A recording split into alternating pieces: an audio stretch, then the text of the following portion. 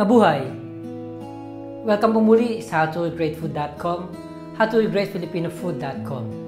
Ngayon po ipagluluto ko naman kayo ng adobong paan ng baboy sa 7-Up. Napakasarap po nito. Yung aking pong pata o paan ng baboy, malinis na siya, hinugasan ko na. Tapos po yung kanyang mga balahibo, shave ko na rin. Kailangan po yun para mas magandang malinis po yung ating paan ng baboy bago natin lutuin.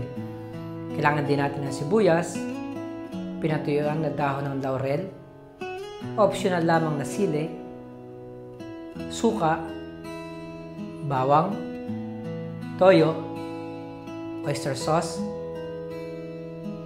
ground black pepper or paminta, asin.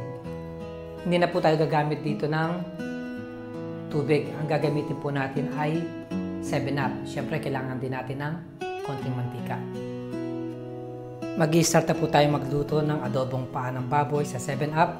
Mainit na po yung aking wok. Unahin natin yung mantika.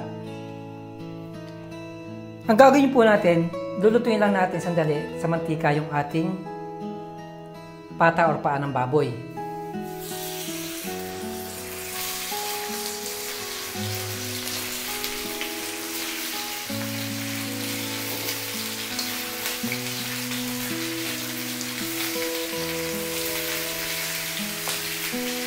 Medyo ito-toast po natin yung outer na skin niya bago tayo maglagay ng mga ingredients.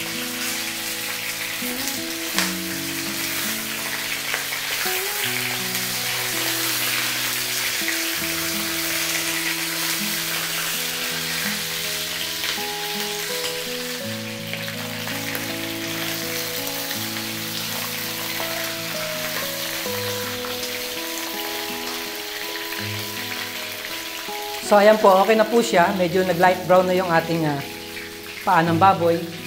Ang susunod po natin gagawin, maglalagay ako ng garlic. Yung ating bay leaves. Suka.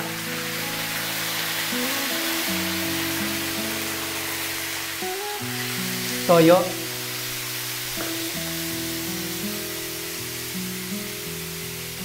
Oyster sauce. At ilalagay na po natin yung ating 7-Up. Papakuluan na po natin siya.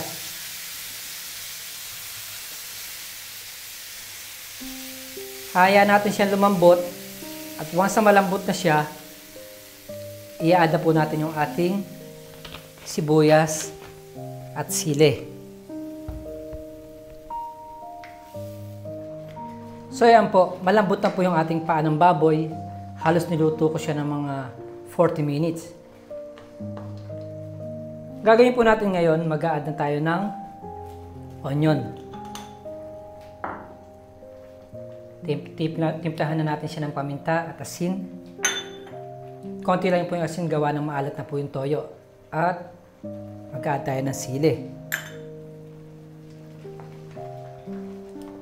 Siguro lulutuin ko ulit siya ng mga 5 or 8 minutes. Tapos po, pwede na po siyang serve.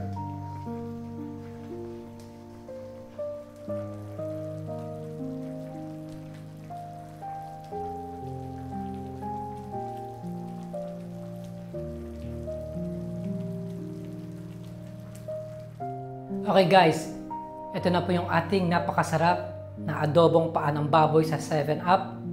Napakadali lang po nitong sundin at mga ingredients, napakadali lang hanapin sa market. Muli, maraming pong salamat sa panonood ng howtogreatfood.com, howtogreatfilipinofood.com. Mabuhay!